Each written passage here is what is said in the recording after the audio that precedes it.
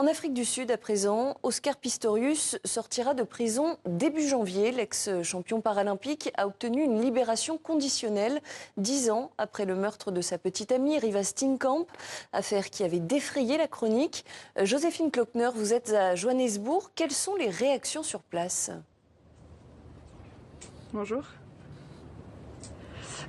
Oui, les Sud-Africains sont toujours en fait très partagés sur cette affaire qui suscite toujours énormément d'émoi. Alors je rappelle les faits rapidement. C'était la nuit de la Saint-Valentin en 2013. Oscar Pistorius, athlète mondialement renommé, 6 fois médaillé d'or aux Jeux paralympiques, tire 4 fois sur sa compagne Riva Steenkamp à travers la porte de la salle de bain. Alors il plaide l'accident, il dit avoir cru à un cambriolage, avoir paniqué. Sa version ne convainc pas. En 2017, Oscar Pistorius est condamné en appel pour meurtre à 13 ans et 5 mois de prison.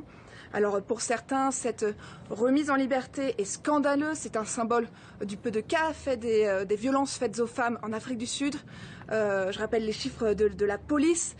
Une femme est tuée toutes les 2 heures dans le pays.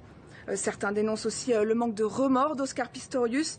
La mère de la victime, June Steenkamp, qui ne s'est cette fois pas formellement opposée à la remise en liberté conditionnelle d'Oscar Pistorius, a toutefois fait savoir dans une déclaration aujourd'hui qu'elle estimait qu'il n'était pas prêt à être réinséré.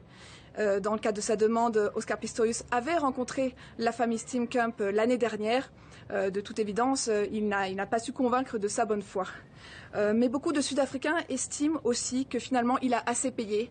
Sa carrière est ruinée. Lui-même devra, à sa sortie de prison, aller vivre chez son oncle puisqu'il a vendu sa villa pour payer ses frais d'avocat. Et puis il faut savoir que cette décision n'est pas non plus une grande surprise en Afrique du Sud.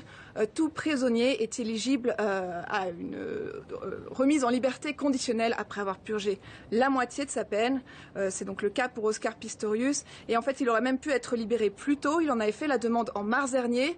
Sa demande avait été rejetée, tout simplement parce qu'il y a eu rejetée à tort, il y a eu une erreur de calcul de la peine déjà écoulée. Oscar Pistorius pourra finalement sortir en janvier prochain, presque 11 ans exactement après le meurtre de Riva Steenkamp. Selon le porte-parole de la famille Steenkamp, il devra suivre une thérapie pour gérer ses colères, une sensibilisation sur les violences faites aux femmes et effectuer des travaux d'intérêt général. Merci beaucoup Joséphine Klockner en direct de Johannesburg.